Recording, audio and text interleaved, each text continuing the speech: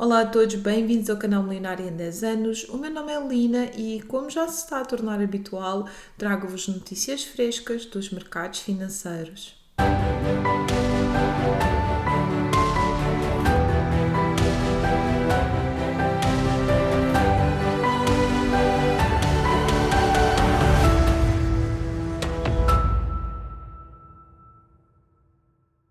Hoje nós vimos os índices a oscilar, especialmente o S&P 500 a oscilar entre o verde e o vermelho, mas vimos que fechámos o dia com o índice pintado de vermelho.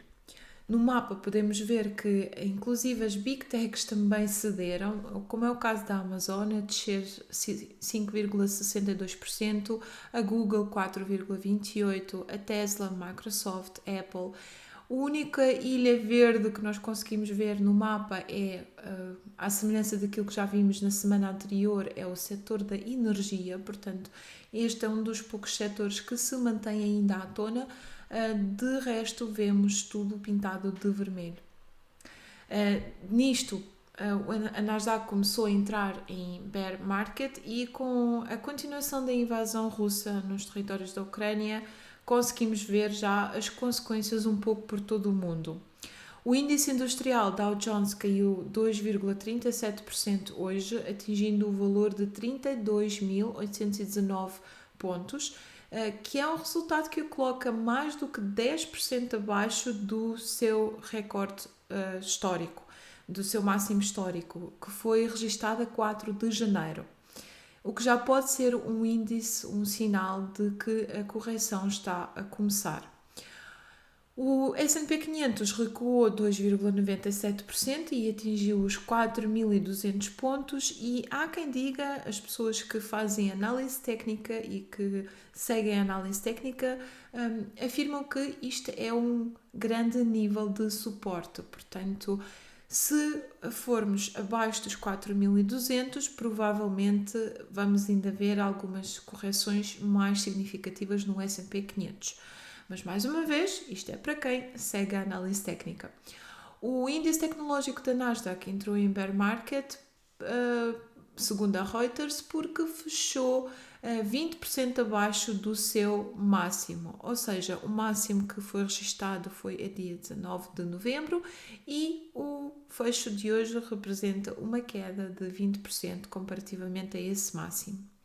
A Moody's baixa também o rating da Rússia para o segundo nível mais baixo e alerta que os controlos de capital impostos pelo Banco Central tornam muito provável o incumprimento do país no pagamento das suas dívidas ao estrangeiro.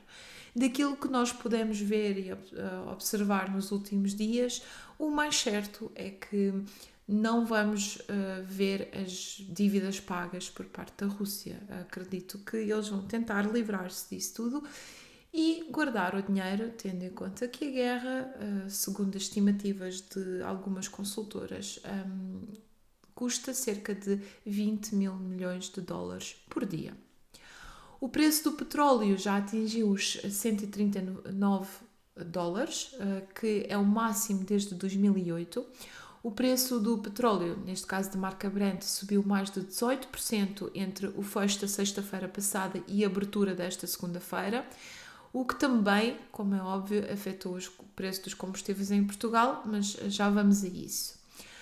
Também a FMI alerta que a guerra vai ter um impacto severo na economia mundial. No final da reunião do Conselho de Administração do Fundo, realizada em Washington, o comunicado emitido pela instituição traça um cenário sombrio para a economia mundial durante os próximos meses, assinalando que apenas com uma semana de corrida desde o início da invasão à Ucrânia já vemos vários efeitos negativos. Neste cenário de inflação alta em todo o mundo, os responsáveis do FMI aconselham os países a usar os orçamentos para apoiar as camadas mais pobres da população, para quem as despesas com alimentos e os combustíveis consomem uma maior parte do seu rendimento. De uma forma geral, nós ainda vamos poder ver subidas nos preços de adubos, petróleo e, por conseguinte, combustíveis, não é? Comida, metais como alumínio e ferro, semicondutores, etc. Portanto, se quiserem que eu faça um vídeo mais detalhado sobre o impacto das sanções aplicadas à Rússia na nossa economia, deixem um comentário a este vídeo e aproveitem, deixem também um like a este vídeo, que eu fico sempre muito feliz e ajuda-me a distrair, nem que seja por uns segundos, das imagens devastadoras que nós vemos da guerra na Ucrânia. E por falar na situação da Ucrânia, eu tomei a decisão de tentar ir até à Ucrânia e levar ajuda, levar medicamentos e tentar também ajudar a pessoas que gostariam de vir para Portugal, que pretenderiam reconstruir a sua vida cá, começar do zero, neste caso, não é? Infelizmente, arranjar emprego. E para isso estou a tentar angariar alguma ajuda, portanto, toda a ajuda, por mais pequena que seja, é bem-vinda. Eu vou reportando e vou também documentando toda a minha jornada, tanto no Instagram da Milionária como aqui no canal. Talvez até faça alguma espécie de vlogs para ir documentando tudo o que eu faço.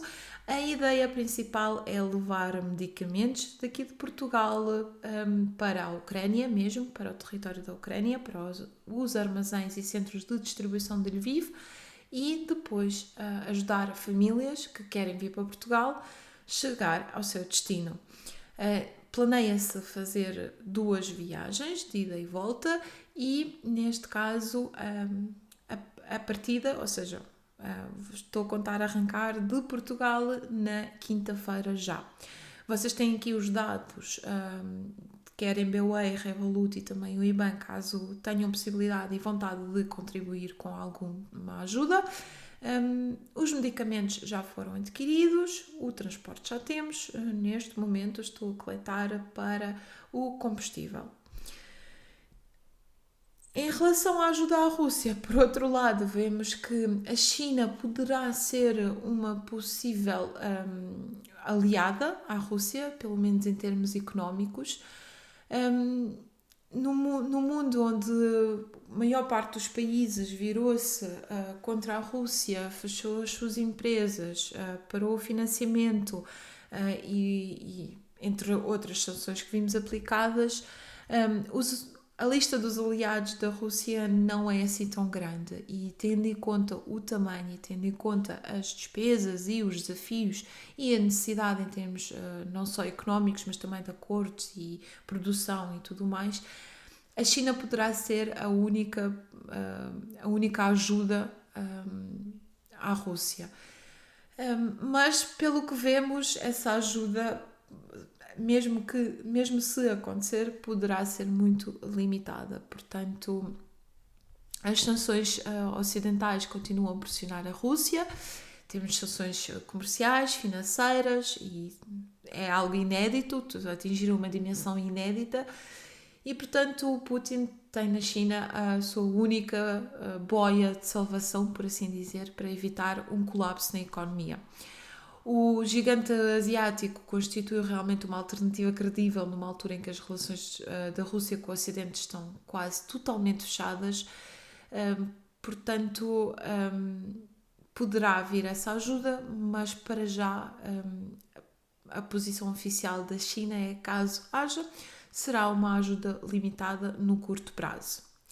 Vladimir Putin e o seu governo precisam rapidamente de encontrar uma alternativa às relações cortadas com o Ocidente. Para já, como seria de esperar, tentou passar uma mensagem de confiança e dizer que, e passo a citar, isto não significa que a Rússia esteja isolada, o mundo é demasiado grande para a Europa e a América isolarem o país. Ainda para mais um país tão grande como a Rússia. Há muitos países no mundo, afirmou este sábado o porta-voz do Kremlin. Mas, como nós vemos nos aliados da Rússia, por norma estão países como Eritreia, Venezuela, e a China mantém-se relativamente neutra, apoiando a Rússia em alguns pontos, mas condenando noutros. Neste caso, só o tempo dirá se efetivamente a China será uma boia de salvação para a Rússia ou não. Indo agora para a Bolsa de Lisboa e para a realidade de Portugal, hoje vimos que os maiores movers da Bolsa de Lisboa foram sem dúvida a Altri e o BCP a perder 6,19% e 9,63% respectivamente. O Banco Português, peço desculpa, assim aqui acumula 10 sessões já em perda nas últimas 11 sessões. E todo o setor europeu tem estado sob pressão nas últimas semanas, sobretudo após o início da guerra da Rússia contra a Ucrânia, obviamente. E, por outro lado, vemos que Galp, por exemplo, está a beneficiar dessa situação com o crescimento de cerca de 3%. O preço da eletricidade em Portugal e Espanha voltou a aumentar. O preço médio da produção contratada para terça-feira, 8 de março, no mercado ibérico de eletricidade vai chegar a 542,78 euros por megawatt-hora em Portugal, que é o novo máximo histórico e fica 22,6% acima dos 442 euros do preço médio da segunda-feira. E em algumas horas o preço irá atingir o máximo de 651 euros por megawatt-hora. E em Espanha, ainda o cenário consegue ser pior, atingindo o valor no seu pico de 700 euros megawatt-hora.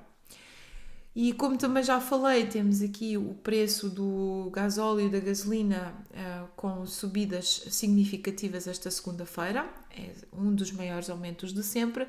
Contudo, mais de metade do que pagamos pela gasolina são impostos e quase metade do custo do gasóleo na bomba também são impostos. Portanto, em alternativa à redução do imposto, o Estado português tomou a decisão de aumentar o valor do reembolso do e-voucher, que foi o aumento de 5 euros para 20 euros mensais, o tal auto-voucher. Portanto, eu não sei se isto efetivamente é uma grande ajuda para os portugueses, especialmente para aqueles que precisam de se deslocar com alguma regularidade, todos os dias, a uma certa distância. Creio que os tais 20 euros poderão não ser grande ajuda, ainda para mais tendo em conta que existe uma série de regras para ter direito a este valor máximo de reembolso. Partilhem comigo nos comentários se vocês sentem que isso poderá de alguma forma mitigar o aumento dos preços ou não. Por hoje é tudo, bons investimentos e que a força do juro composto esteja convosco.